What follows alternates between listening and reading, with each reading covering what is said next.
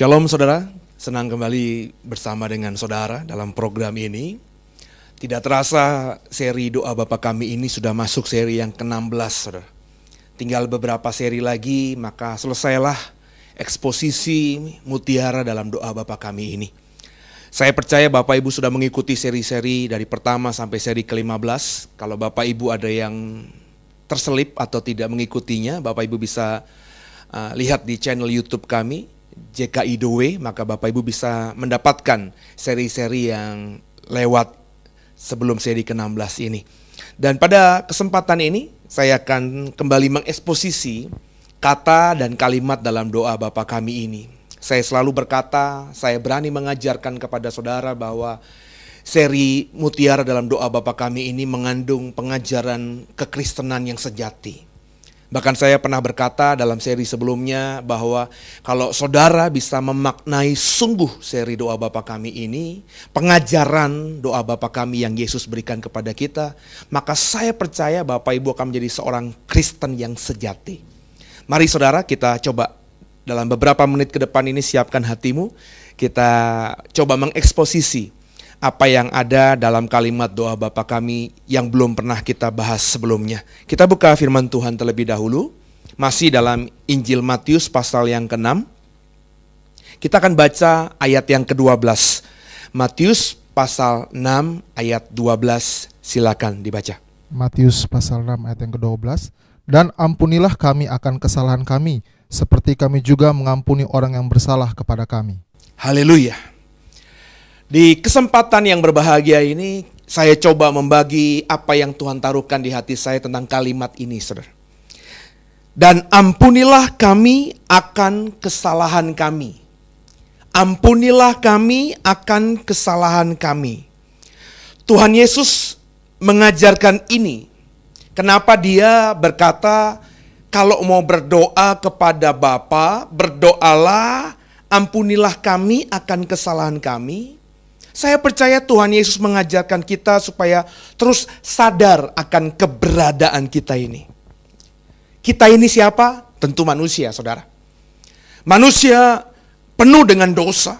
Manusia penuh dengan kekilafan. Manusia penuh dengan kesalahan, saudara. Bapak Ibu harus akui itu kita, manusia yang punya banyak kelemahan di mata Tuhan. Maka ketika kita menyadari ini, mestinya Bapak Ibu mengerti kenapa Tuhan berkata, doalah kepada Bapa, ampunilah kami akan kesalahan kami. Dengan pemahaman ketika kita sudah menyadari siapa kita, manusia fana ini, yang penuh dengan dosa, penuh dengan kekilafan, penuh dengan kesalahan, saudara ketika berdoa sedemikian tadi, seperti yang Tuhan ajarkan, saudara sedang meminta pengampunan akan kebaikan Bapa turun atas kita. Supaya dosa kita diampuni oleh Bapa di surga. Nah saudara, coba kita mengeksposisi sebentar. Ya, kata kesalahan dalam kalimat di ayat 12 tadi. Ampunilah kami akan kesalahan kami. Nah kata kesalahan di sini saudara, kalau kita telisik, kalau kita pelajari di bahasa asli perjanjian baru, bahasa Yunani yang digunakan oleh Matius, kata kesalahan diambil dari kata Yunani opeilemata. Opeilemata saudara, ini diambil dari kata dasar opeilo. Apa saudara? Opeilo. Kata opeilo ini saudara oleh LAI di Matius 6 ayat 12 diterjemahkan menjadi kata Indonesia kesalahan. Opeilemata punya kata dasar opeilo. Opeilo ini diterjemahkan Matius 6 ayat yang ke-12 tadi oleh LAI diterjemahkan menjadi kata kesalahan. Ini menarik juga untuk saya sampaikan kepada saudara. Kata opeilo di Alkitab Perjanjian Baru banyak digunakan, saudara. Tapi kebanyakan oleh LAI, opeilo ini, saudara, diterjemahkan menjadi kata kewajiban dalam bahasa Indonesia dan juga kata hutang dalam bahasa Indonesia. Diterjemahkan menjadi kata kesalahan, ya, kalau saya tidak salah, ya. Itu hanya oleh LAI diterjemahkan di Matius 6 ayat ke-12 ini. Menjadi masalah, saudara. Kenapa? Karena akhirnya kita tidak mendapatkan hubungan satu dengan lainnya. Di kesempatan yang banyak oleh Lembaga Alkitab Indonesia, kata opelemata tadi diterjemahkan menjadi kata kesalahan di Matius 6 ayat 12. Tapi di banyak tempat lainnya di Alkitab Perjanjian Baru oleh LAI, lembaga yang sama ini, kata opelemata atau opeilo, kata dasar ini lebih banyak diterjemahkan menjadi kata Indonesia kewajiban atau hutang. Ya. Menarik, kenapa nggak di Matius 6 ayat 12 LAI menerjemahkannya menjadi kewajiban atau hutang aja? Jadi kalau konsisten begitu ya, maka Matius 6 ayat 12 ini kalimatnya, ampunilah kami akan kewajiban kami. Ampunilah kami akan hutang kami. Nah, kalau misalnya diterjemahkan sedemikian, kita bisa mengkaitkan, saudara, ya, dengan ayat-ayat lain di Alkitab kita yang bicara mengenai kewajiban, yang bicara mengenai hutang, saudara. Jauh lebih luas pemahaman orang yang berdoa Bapa kami dalam bahasa Indonesia akan semakin dalam, saudara. Ya. Nah, cuma di Matius 6 ayat 12 ini saja. Coba dibandingkan, yuk. Dibandingkan dengan Injil Sinopsis yang juga mencatat tentang doa Bapa kami, yakni di Lukas pasal yang ke-11. Coba kita buka Lukas pasal yang ke-11, saudara. Kita coba lihat, saudara, ya, di ayat yang ke-4 coba. Lukas pasal 11 ayat yang ke-4. Silahkan dibaca. Lukas pasal 11 ayat yang ke-4. Dan ampunilah kami akan dosa kami, sebab kami pun mengampuni setiap orang yang bersalah kepada kami. Dan jangan membawa kami ke dalam pencobaan. Nah, perhatikan baik-baik. Kalau kita compare dengan Lukas pasal 11 dalam konteks yang sama tentang pengajaran doa Bapa kami, di Lukas diterjemahkan ampunilah kami akan dosa kami. Ya, dosa kami. Sedangkan di Matius pasal yang ke-6 ayat 12 yang kita sedang expose diterjemahkan menjadi kata kesalahan. Nah, saudara, saya sudah jelaskan tadi, opeilo yang menjadi kata dasar dari opelemata itu banyak diterjemahkan oleh LAI menjadi kata Indonesia kewajiban atau hutang. Saya mau tanya sama saudara, siapa yang di sini punya banyak kewajiban? Siapa di sini yang punya banyak hutang, saudara? Kalau Bapak Ibu jujur, menjawab dengan jujur dari isi hatimu yang paling dalam, ya, ini bukan ngomongin materi fisik semata, ya. Saudara dan saya pasti punya banyak kewajiban-kewajiban yang harus kau penuhi. Saudara dan saya juga kalau mengakui dengan jujur pasti punya hutang yang luar biasa besar. Mungkin bukan dalam bentuk materi, tapi hutang budi kepada orang lain. Dan kalau kita ngomongin hubungan antara manusia dengan Tuhannya, wah saudara, siapa manusia di dunia ini yang tidak berhutang kepada Allah yang menciptakannya? Nah saudara, coba kita buka, saudara. Ya, kita mau lebih dalam lagi, Roma 8. Coba kita mau pelajari Roma 8. Roma 8 ayat yang ke-12. Biarlah saudara benar-benar memahami ini. Apa kata Paulus soal hutang ini? Roma 8 ayat 12. Silahkan dibaca. Roma pasal 8 ayat yang ke-12. Jadi saudara-saudara, kita adalah orang berhutang, tetapi bukan kepada daging, supaya hidup menurut daging.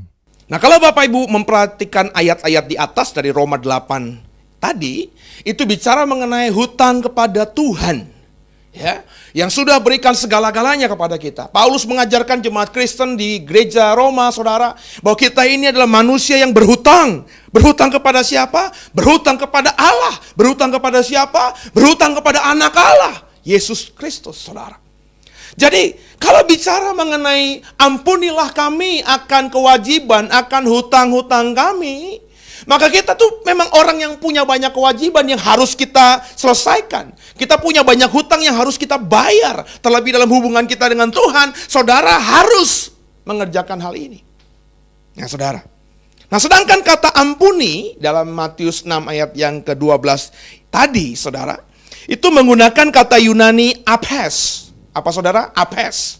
Kata apes di sini diambil dari kata dasar, dikembangkan dari kata dasar apeiemi. Apiemi, saudara, ya. Apiemi ini secara harfiah berarti menyuruh pergi. Let it go gitu. Membiarkan, meninggalkan, menghapuskan, dan juga bisa diterjemahkan dengan kata mengampuni. Saya ulangi lagi. Kata apes yang dalam bahasa Indonesianya diterjemahkan oleh Elai menjadi kata ampuni tadi, diambil dari kata dasar apiemi. Apiemi ini secara harfiah bisa berarti menyuruh pergi, membiarkan, meninggalkan, menghapuskan, dan mengampuni. Ya. Jadi ketika kita berdoa, ketika Tuhan Yesus mengajarkan orang percaya, muridnya kalau berdoa kepada Allah, berdoalah Bapa, ampunilah kami akan kesalahan kami, saudara. Kita sedang berdoa kepada Bapa untuk menghapuskan semua kewajiban kita. Kita sedang berdoa kepada Bapa untuk menghapuskan semua hutang-hutang kita. Kita sedang berdoa memohon kepada Bapa untuk menghapuskan semua dosa-dosa kita. Nah itu kalau diterjemahkan secara literal, saudara. Kita bisa berdoa, Bapa, hapuskanlah semua kewajibanku. Hapuskanlah semua hutangku. Hapuskanlah semua dosaku. Wah ini kalau kita kembangkan, saudara ya. Mengingat ketika Tuhan mengajar ini, dia mengajar kepada murid-muridnya yang saat itu belum banyak dari macam suku bangsa. Masih fokus pada orang-orang Yahudi. Orang-orang Yahudi sebelum Kristen adalah orang-orang yang penganut agama Judaism. Judaism adalah agama penyembahan kepada Allah Abraham, Ishak, dan Yakub yang menjadikan hukum Taurat menjadi hukum tertinggi mereka. Law mereka, aturan mereka.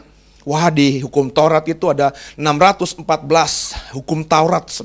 Peraturan-peraturan yang harus dikerjakan secara harfiah, literal oleh orang-orang Yahudi. Itu menjadi kewajiban.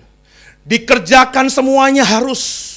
Sudah dikerjakan semuanya, ya. Hanya satu saja misalnya tidak dikerjakan, kata firman Tuhan, maka yang satu yang tidak dikerjakan itu membatalkan semua yang sudah dikerjakannya.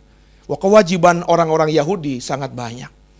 Ketika Tuhan Yesus mengajarkan orang-orang Kristen baru yang punya latar belakang agama Yahudi ini, yang menyadari bahwa kewajiban hukum Taurat itu begitu banyaknya, memberatkan mereka, Tuhan Yesus mengajarkan, kalau berdoa kepada Bapa, doalah, Bapa, ampunilah atau hapuskanlah segala kewajiban-kewajibanku itu. Haleluya, saudara. Jadi ketika kita berdoa, ampunilah kami akan kesalahan kami. Bapak Ibu menyadari sekarang ini bahwa kita harus dalam pemahaman siapa kita. Manusia yang punya banyak kelemahan, kekilafan, kewajiban, hutang, dosa. Bapak Ibu harus akui. Siapa di sini manusia yang sejak lahir tidak pernah berdosa? Halo Bapak Ibu, tidak mungkin, tidak ada. Semuanya manusia sudah hidup dalam dosa. Jatuh dalam dosa, terikat dengan dosa. Nah ketika kita menyadari siapa kita, jati diri kita, hakikat kita, Tuhan mengajarkan dalam pengajaran yang paling dalam ini lewat doa Bapa kami. Berdoalah, Bapa, hapuskanlah semua kewajibanku, hapuskanlah semua hutangku. Bapa, ampunilah kami akan kesalahan kami. Pertanyaannya saudara, kenapa Bapak, Ibu, dan saya, kita orang percaya, harus meminta agar Bapa mengampuni kita? Ya, saudara diajar oleh Tuhan Yesus dalam doa Bapa kami, berdoalah, Bapa, ampunilah kami akan kesalahan kami. Pertanyaannya, Bapak Ibu mengerti apa tidak? Saudara mengerti apa tidak? Kenapa kita harus meminta ampun kepada Bapa? Kenapa kita meminta agar Bapa mengampuni kita? Apa alasannya kita berkata demikian? Apa alasannya kita memohon pengampunan kepada Bapa? Coba kita expose penjelasan ini lewat ayat-ayat yang mau saya bagikan kepada saudara. Coba kita buka Yesaya dalam Perjanjian Lama. Ya, Yesaya nabi besar ini ayat pasal yang ke-55. Kitab Nabi besar Yesaya pasal 55, ya, ayat yang ke-6 sampai dengan ayat yang ke-7. Coba kita buka Yesaya 55 ayat 6 sampai 7. Silahkan dibaca. Yesaya pasal 55 ayat 6 sampai 7. Carilah Tuhan selama ia berkenan ditemui, berserulah kepadanya selama ia dekat. Baiklah orang fasik meninggalkan jalannya dan orang jahat meninggalkan rancangannya. Baiklah ia kembali kepada Tuhan, maka Dia akan mengasihinya, dan kepada Allah kita, sebab Ia memberi pengampunan dengan limpahnya. Perhatikan baik-baik.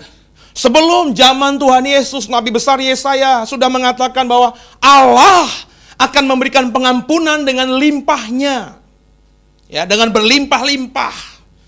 Dengan sukacita, dengan sukarela Dia akan memberikan pengampunannya kepada orang yang memohon pengampunan kepadanya. Itu kenapa dalam doa Bapa kami, Tuhan Yesus mengingatkan kembali, mengajarkan kembali kepada murid-muridnya, kamu tuh manusia yang punya banyak kelemahan, yang punya banyak kekilafan, yang hidup dalam dosa, terikat dengan dosa secara sadar tidak sadar, maka mintalah pengampunan dari Tuhan, dari Bapa. Kenapa? Karena Bapa akan memberikan pengampunannya dengan limpahnya. Haleluya, saudara. Ini hebatnya, ini luar biasanya Allahmu dan Allahku, Tuhanmu dan Tuhanku, Yehova itu, saudara. Bapa di surga itu. Ya, coba kita dalami lagi. Markus, sekarang kita coba ekspos dari Injil Markus, saudara. Markus pasal yang kedua, ayat yang ke-7. Markus pasal yang kedua, ayat yang ke-7. Silahkan dibaca. Markus pasal 2 ayat yang ke-7. Mengapa orang ini berkata begitu? Ia menghujat Allah. Siapa yang dapat mengampuni dosa selain daripada Allah sendiri? Perhatikan baik-baik. Penginjil Markus mengatakan siapa yang dapat mengampuni kalau bukan Allah sendiri. Jadi saudara, kenapa kita harus meminta agar Bapa mengampuni kita dalam doa-doamu? Ketika Bapak, Ibu, dan saya sudah menyadari kapasitas kita, siapa diri kita, hakikat kita, jati diri kita, manusia yang punya banyak kekilafan, punya kelemahan, punya dosa.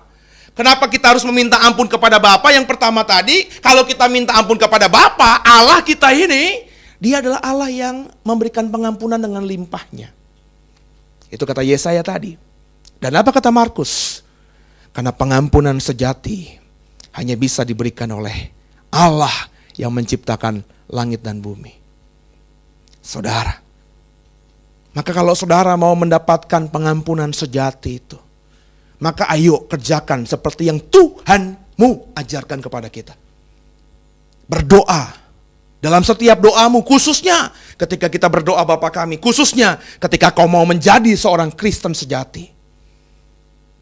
Kita harus terus minta ampun kepada Bapa di surga akan kesalahan kita. Dan dengarkan firman Tuhan katakan, Bapa akan memberikan pengampunan dengan limpah. Dengarkan, pengampunan sejati itu akan diberikannya kepadamu dan kepadaku. Haleluya. Itu alasan kenapa Tuhan Yesus mengajar doa seperti itu.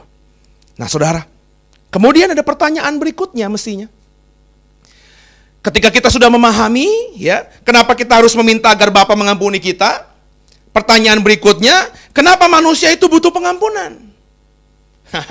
Ya, memang Allah adalah Allah yang akan memberikan pengampunan dengan limpahnya. Memang Allah akan memberikan pengampunan sejati. Pertanyaannya, kenapa tapi kita harus minta ampun kepada Bapa? Kenapa kita harus minta ampun kepada Allah yang menciptakan semesta ini? Nah saudara, kalau kita memperhatikan dengan Alkitab sungguh, dengan secara sungguh Alkitab kita, ya, berulang-ulang Alkitab katakan bahwa karena hutang, karena kewajiban, karena kesalahan, karena dosa kita teramat banyak. Coba, ya, biarlah apa yang dikatakan Paulus dalam surat Roma ini memberkati saudara. Roma 3 ayat 23, nanti dibaca Roma 6 ayat 23. Silakan dibaca. Roma 3 ayat 23. Karena semua orang telah berbuat dosa dan telah kehilangan kemuliaan Allah. Semua orang sudah berbuat dosa dan hilang kemuliaan Allah. Bapak Ibu gak bisa abaikan ayat ini. Semua orang. Bukan 1-2 orang saja, bukan cuma jemaat saja, tapi pendetanya juga. Semua, ini bicara mengenai semua orang. Tidak dibatasi siapa itu, apakah orang percaya atau orang tidak percaya, orang Kristen atau bukan orang Kristen. Semuanya sudah jatuh dalam dosa dan hilang kemuliaan Allah atas orang tersebut. Kemudian, Roma 6 ayat 23. Roma 6 ayat 23. Sebab upah dosa ialah maut, tetapi karena Allah ialah hidup yang kekal dalam Kristus Yesus Tuhan kita. Nah, karena semua orang sudah jatuh dalam dosa, sudah kehilangan kemuliaan Allah, maka semua orang sudah terikat dalam dosa, sadar, tidak sadar, disadari apa tidak oleh orang tersebut. Dan dosa itu upahnya adalah maut, saudara. Thanatos, kematian, neraka.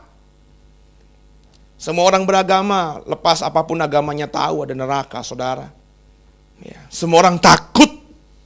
Ya, saya sudah cek, tanya semua orang. Mau orang pinter, orang bodoh, orang terpelajar, orang yang tidak pernah sekolah sekalipun, orang beragama, orang tidak beragama. Kalau saya tanya, takut nggak ke neraka? Mau nggak ke neraka? Jawabannya takut, Pak. Saya nggak mau, Pak.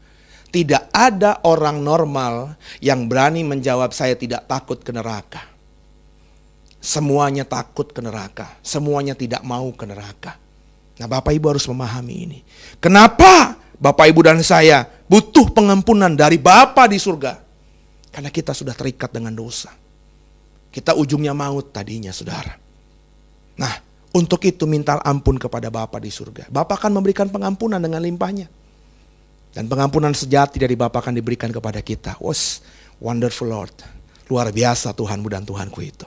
Nah, kemudian saudara, bagaimana kita bisa mendapatkan pengampunan atas dosa kita itu? Ya.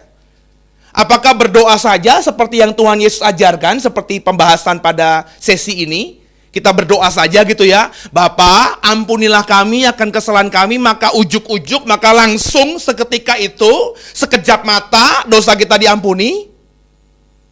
Apakah hanya dengan berdoa saja, Bapa ampunilah aku karena aku sudah berbuat salah, berbuat dosa, maka otomatis kita akan diampuni? Dan apakah semua orang ketika berdoa, Bapa ampunilah aku, maka dosanya otomatis akan diampuni? Ya, biarlah Alkitab menjelaskan Alkitab, saudara. Ya, coba kita lihat konteksnya terlebih dahulu tentang pengajaran ini. Coba kembali ke Lukas pasal 11 tadi, saudara. Kita buka Lukas pasal 11, saudara. Ya. Jadi Lukas pasal 11 ini adalah Injil yang paralel dengan Matius 6 yang kita bahas dalam beberapa seri dalam Mutiara dan Doa Bapa Kami ini. Ya. Di Matius pasal 6 itu ada pengajaran tentang doa Bapa Kami yang ditulis oleh Matius. Ya. Kemudian Lukas juga mengcovernya, mencatat dalam peristiwa yang sama, tentu dalam konteks yang sedikit berbeda, latar belakang sedikit berbeda, karena Matius dan Lukas adalah orang yang berbeda di zaman yang berbeda. Ya, nah bahasanya Lukas tentang doa Bapa Kami, tentang ketika Yesus mengajarkan doa Bapa Kami ini, itu kita perhatikan. Coba kita baca ayat satunya. Lukas pasal 11 ayat yang pertamanya, silakan. Lukas pasal 11 ayat yang pertama. Pada suatu kali Yesus sedang berdoa di salah satu tempat. Ketika ia berhenti berdoa, berkatalah seorang dari murid-muridnya kepadanya, Tuhan, ajarlah kami berdoa, sama seperti yang diajarkan Yohanes kepada murid-muridnya. Nah, perhatikan baik-baik. Ini konteksnya. Di Injil Matius pasal 6, kita nggak bisa ngelihat. Ya, ketika kapan Tuhan Yesus mengajarkan doa ini kepada murid-muridnya. Tidak dicatat oleh Matius.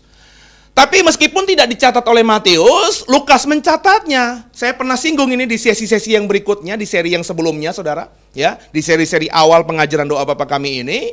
Di dalam Injil Lukas pasal 11, itu konteksnya kelihatan sekali. Bahwa ketika Yesus mengajarkan berdoalah Bapa Kami yang di surga, dikuduskan namamu, Yesus sedang mengajarkan doa ini hanya kepada murid-muridnya. Saudara. Ayat 1 pasal 11 jelas. Yesus lagi berdoa di salah satu tempat. Ketika Yesus berhenti berdoa, murid-muridnya berkata, salah seorang muridnya berkata, Tuhan, ajarlah kami berdoa seperti Yohanes Pembaptis mengajarkan doa kepada murid-muridnya. Jadi saudara, ketika Yesus berdoa di satu tempat itu, tentu tidak diikuti oleh banyak orang, kerumunan orang banyak, 5.000 orang. Tidak, saudara. Ini hanya masa-masa pribadi, masa-masa private. Yesus dengan murid-muridnya.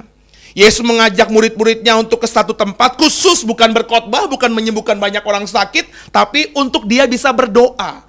Ketika Yesus selesai berdoa, berhenti berdoa, seorang muridnya bilang, Guru, ajar dong kami berdoa supaya kami bisa berdoa seperti guru berdoa. Guru-guru kami, guru-guru yang lain, rabi-rabi yang lain, itu mengajar murid-muridnya berdoa. Yohanes Pembaptis mengajarkan murid-muridnya berdoa. Kami kepengen kami murid-muridmu juga bisa berdoa seperti dirimu berdoa. Jadi saudara, clear. Doa Bapa kami ini, pengajaran Yesus eksklusif hanya kepada orang yang menjadi murid-muridnya. Apa saudara? Murid-muridnya. Jadi ketika saudara kalau mengaku dirimu adalah murid-murid Yesus, saudara bisa berdoa, Bapa kami, ampunilah akan kesalahan kami. Maka Bapamu akan memberikan pengampunan dengan limpahnya. Maka pengampunan sejati itu akan diberikan Bapa kepada kita.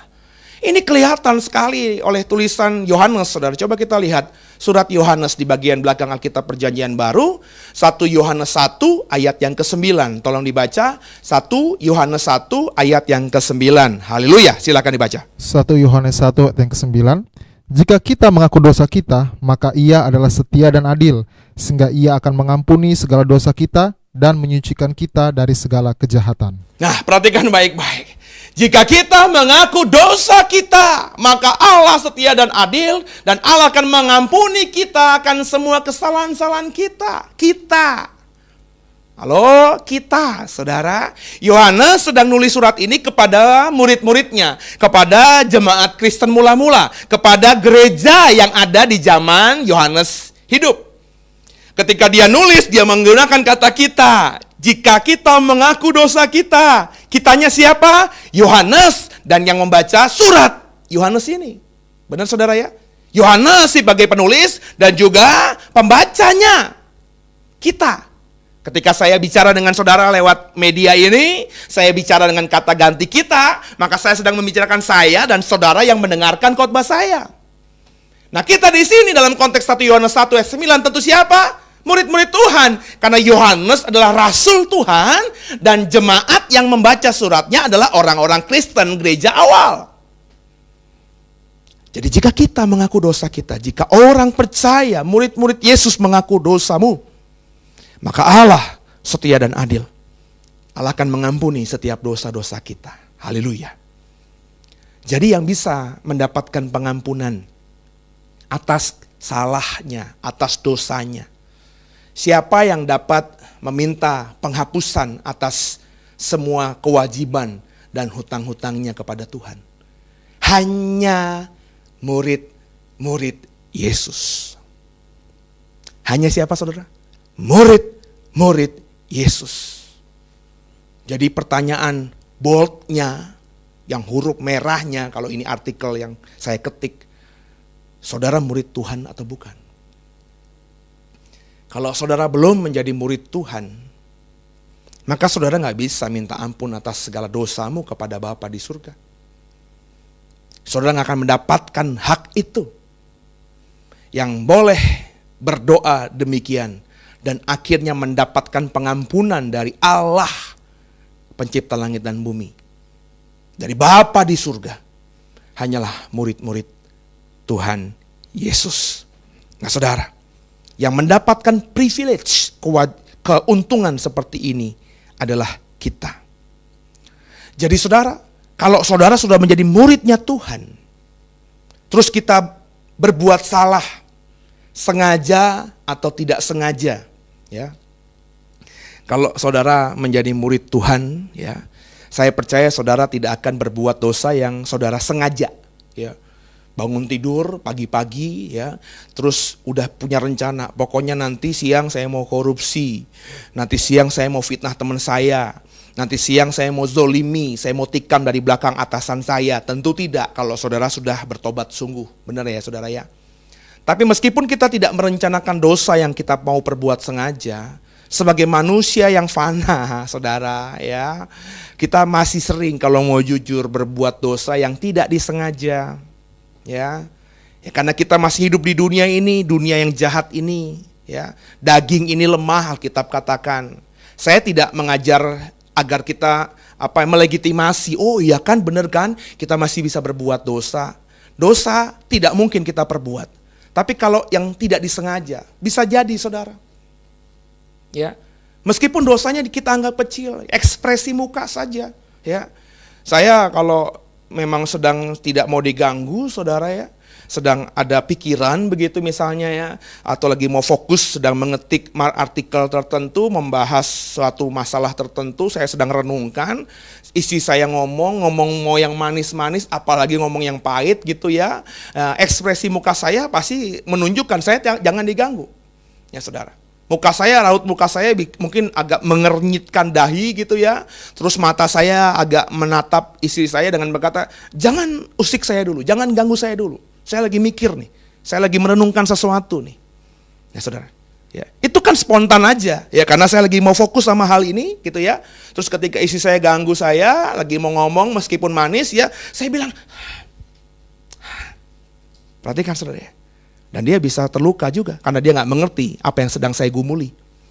Dan kalau dia terluka, dia menangis, terus dia akhirnya kenapa ya di hatinya gitu, kenapa saya punya suami begini, mau cerita aja kok nggak bisa, mau cerita aja kok dia malah begitu, matanya ngeliatin saya kayak ngeliatin setan gitu ya, mukanya kok nggak seneng banget sama istrinya ini gitu kan ya, saya sudah berbuat dosa. Itu nggak disengaja loh saudara. Dan kalau kita memahami, bercermin dengan diri kita sendiri, hal-hal seperti itu seringkali kita lakukan. Ya, kita shalom tiap hari Minggu, shalom sama teman-teman kita satu gereja. Apa kabar? Selamat hari Minggu, ya.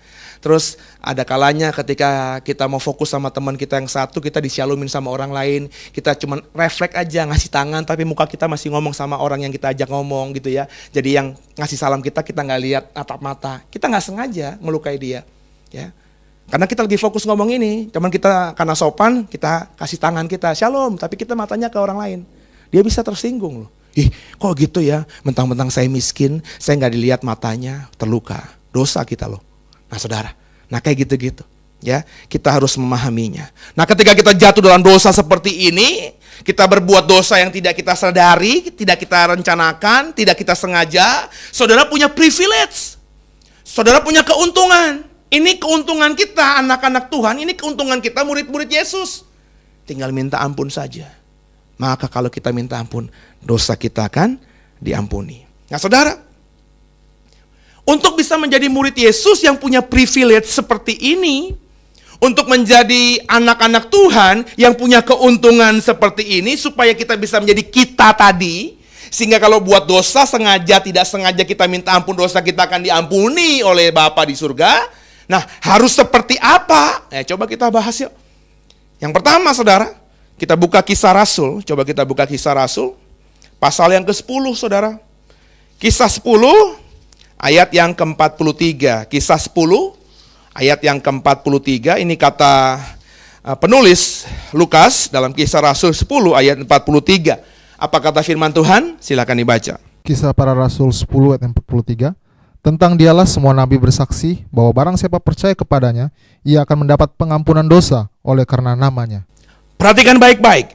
Kisah 10 ayat 43 mengatakan dengan sangat tajam, ya saudara ya, barang siapa percaya kepadanya, nyanya besar. Barang siapa percaya kepada Yesus, karena nyanya menuju kepada Yesus, maka ia akan mendapat pengampunan dosa oleh karena namanya, oleh karena nama Yesus.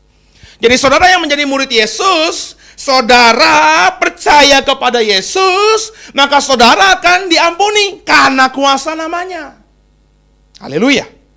Jadi untuk bisa menjadi kita, menjadi benar-benar orang yang punya privilege, punya keuntungan, sehingga kalau kita dalam melewati sisa hidup ini berbuat salah sengaja maupun tidak sengaja, terus saudara menyesali, saudara minta ampun sama Tuhan, maka dosamu yang merah seperti kermizi sekalipun akan diampuni oleh Bapa. Saudara harus menjadi orang yang percaya kepada Yesus terlebih dahulu. Believe kepada Yesus, percaya kuasa namanya, percaya perbuatan-perbuatannya di bumi ini, percaya kematiannya, percaya kebangkitannya, percaya dia sedang menyiapkan tempat bagi kita di surga sekarang ini. Sudah belum di situ? Kalau sudah, puji Tuhan. Tapi apakah cukup percaya? Nanti dulu. Coba kita lihat ayat yang lain, masih di Kisah Rasul, di pasal-pasal terakhir, Kisah Rasul pasal 26. Ya, saudara ya, Kisah pasal 26, masih dalam Tulisan Lukas, kisah 26 ayat yang ke-18. Haleluya. Ya, coba kita baca. Kisah 26 ayat 18. Kisah Para Rasul 26 ayat yang ke-18.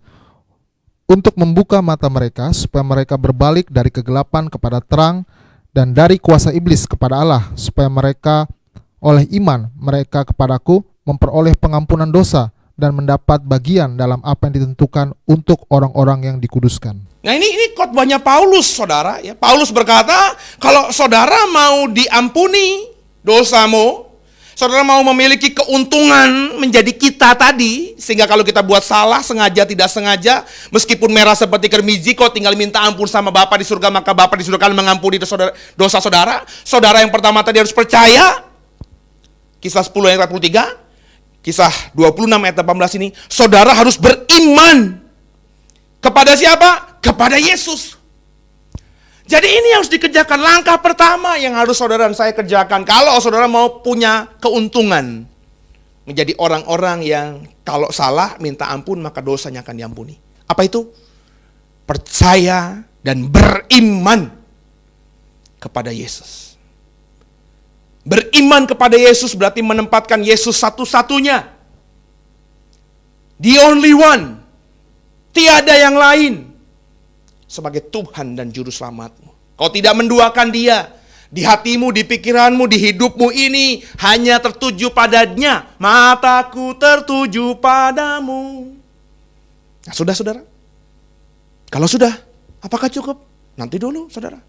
Untuk menjadi orang yang punya privilege, sehingga kalau dia berdosa, sengaja tidak sengaja minta ampun, maka dosanya akan diampuni oleh Bapa di surga. Pertama tadi percaya, kemudian beriman. Yang kedua, coba kita buka Markus sekarang ini. Markus pasal yang pertama. Markus pasal yang pertama ayat yang keempat. Haleluya, silakan dibaca. Markus pertama ayat yang keempat. Demikianlah Yohanes Pembaptis tampil di padang gurun dan menyerukan, bertobatlah dan berilah dirimu dibaptis, dan Allah akan mengampuni dosamu. Nah saudara, ayat-ayat yang saya paparkan ini saudara di kisah 10 tadi, di kisah 26 dan juga di Markus 1 ini jangan dibaca sepotong-sepotong.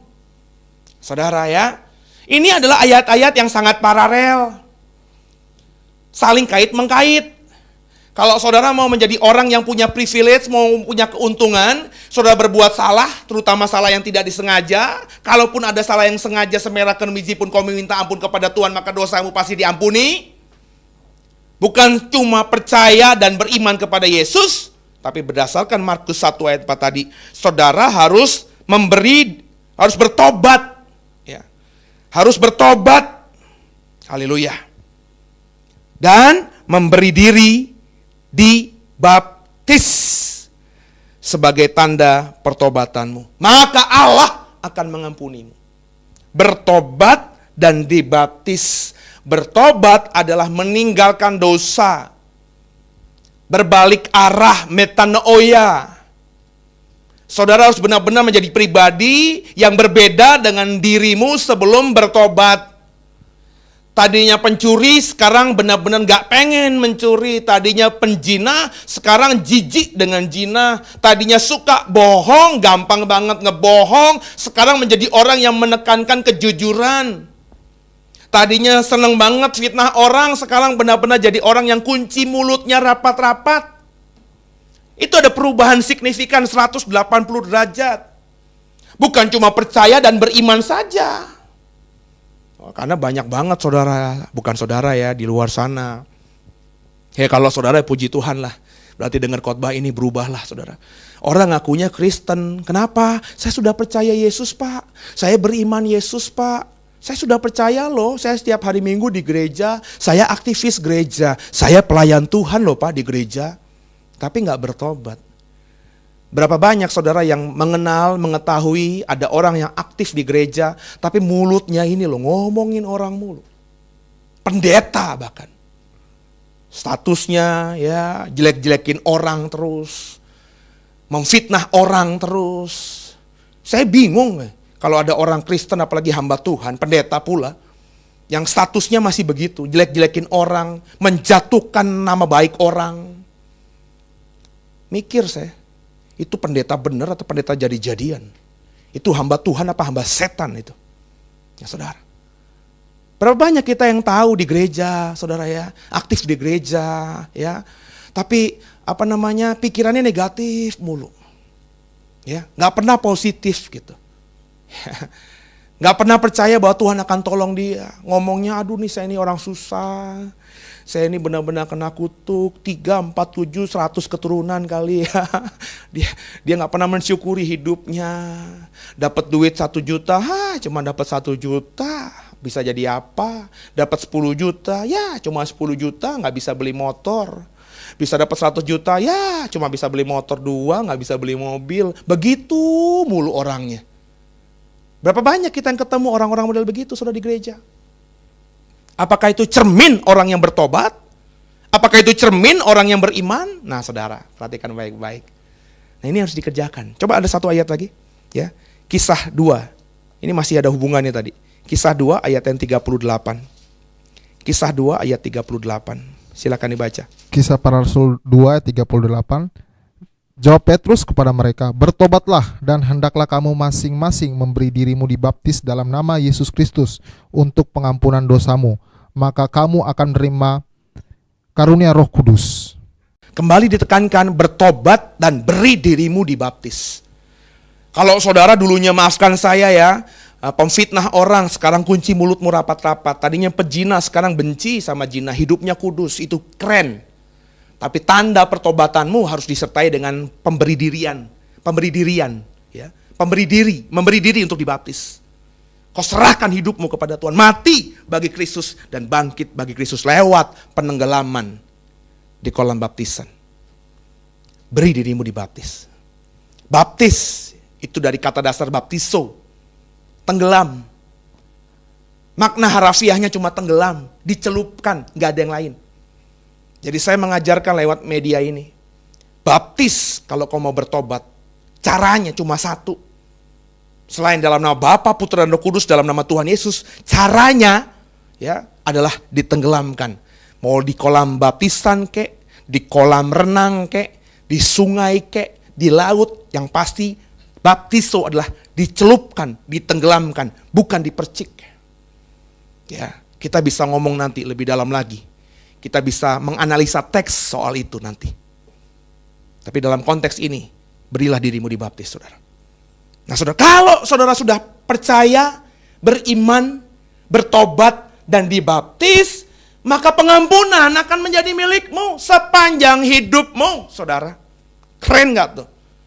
Jadi kita hidup di dunia ini ya, kalau kita secara tidak sadar menyakiti orang, kita tidak sadar berbuat dosa, sadar tidak sadar akhirnya kau menyadarinya, terus kau minta ampun sama Tuhan, maka dosamu diampuni.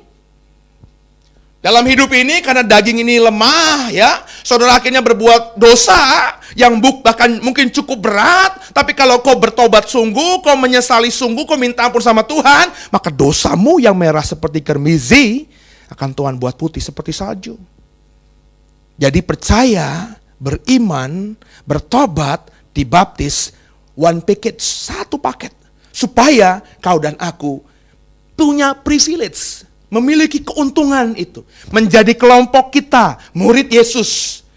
Yang ketika berdoa kepada Bapa minta ampun, Bapa akan memberikan pengampunannya dengan limpah. Pengampunan sejati menjadi milik kita. Nah saudara, haleluya. Jadi Matius pasal 6 ayat 12 yang berkata, ampunilah kami akan kesalahan kami, seperti kami juga mengampuni orang yang bersalah pada kami. Kita sudah expose pada seri ini. Penting saudara meminta ampun kepada Tuhan. Pertanyaannya, kalau kita sudah percaya, sudah beriman, sudah bertobat, sudah dibaptis, apakah secara otomatis dosa-dosa yang diperbuat kita sengaja tidak sengaja itu akan diampuni? Saya ulangi ya. Berdasarkan Matius 6 ayat 12. Ampunilah kami akan kesalahan kami. Pertanyaan saya, tadi kan saya katakan ya, bahwa orang yang punya keuntungan ya, kalau dia berdosa minta ampun sama Bapa maka dosanya akan diampuni adalah orang yang masuk kelompok kita. Di 1 Yohanes 1 ayat 9 tadi, jika kita mengaku dosa kita, Yesus mengajarkan doa Bapa kami pada murid-muridnya. Maka kita di sini adalah murid-murid Yesus. Kalau Bapak Ibu mau menjadi benar-benar murid Yesus, menjadi orang yang masuk kelompok kita, sehingga kalau kita buat salah, dosa, kita minta ampun, dosa kita diampuni. Bapak Ibu tadi katakan, sudah saya ajarkan, harus menjadi orang yang percaya, beriman, bertobat, dibaptis. Sekarang saya bertanya, kalimat pertanyaan terakhir saya. Kalau saudara sudah percaya, beriman kepada Yesus, saudara sudah bertobat, tinggalkan yang lama, dan sudah lahir baru, dibaptis, apakah semua dosa kita secara otomatis akan diampuni? Apa jawabmu, saudara? Kalau saya berani berkata, tidak. Kita bisa berdebat panjang soal ini. Tapi perhatikan baik-baik. Memang orang yang diampuni dosanya oleh Bapa di surga ketika dia minta ampun kepadanya adalah orang yang percaya, beriman kepada Yesus, orang yang bertobat, orang yang dibaptis. Tapi, meskipun saudara sudah percaya, beriman kepada Yesus, sudah bertobat dan sudah dibaptis, tidak secara otomatis dosamu akan diampuni Tuhan.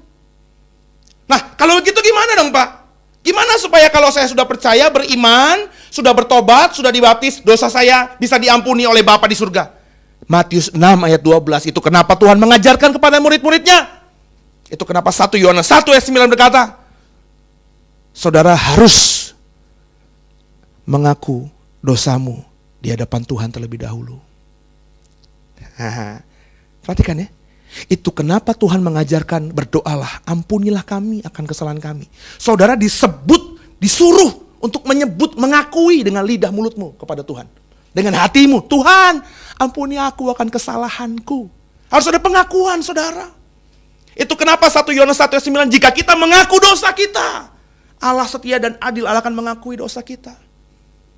Berapa banyak saudara orang yang sudah masuk kelompok kita ini, murid-murid Yesus, sudah percaya, sudah beriman, sudah bertobat, sudah dibaptis, tapi tidak pernah mengakui dosanya di hadapan Tuhan. Dia berpikir, dosaku udah diampuni, aku kan orang Kristen. Loh enggak. Saudara harus tetap mengaku dosamu. Harus tetap mengakuinya di hadapan Tuhan. Dan harus tetap mengucapkan kalimat, meski itu tidak terucap sekalipun, tapi dari hati harus kelihatan. Tuhan, ampuni aku. Maka penting, di seri ini saya tekankan, untuk berdoa. Ucapkan itu. Bapa, ampuni kesalahan kami. Kalau kau sudah percaya, beriman kepada Yesus. Kalau kau sudah bertobat dan dibaptis. Kalau kau buat salah, sengaja tidak sengaja. Terus kau akui dengan mulut lidah hatimu. Tuhan, ampuni salahku. Maka dosamu akan diampuni. Maka bertobatlah. Maka minta ampunlah kepada Tuhan, saudara. Pengampunannya luar biasa buat saudara. Dicurahkannya bagi saudara. Pengampunannya limpah, Yesaya katakan tadi. Pengampunan sejati akan menjadi milikmu. Kalau kau mengakuinya di hadapan Bapa. Semoga diberkati. Kalau kau diberkati lewat sesi ini, diberkati oleh pengajaran ini, bagikan. Saudara bisa khotbahkan, saudara bisa sampaikan kepada orang lain. Atau kalau mau mudah, saudara kenalkan channel YouTube kami JKIDW kepada orang banyak. Atau saudara kalau ada berkat, saudara bisa download, saudara. Terus saudara bisa di burning, di CD, di DVD, saudara bisa kirim, bisa kasih orang banyak.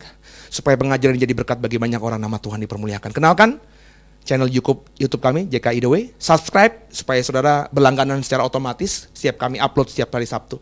Dukung kami terus dalam doa. Dan semoga program ini menjadi berkat buat saudara. Shalom, Tuhan Yesus memberkatimu. Haleluya.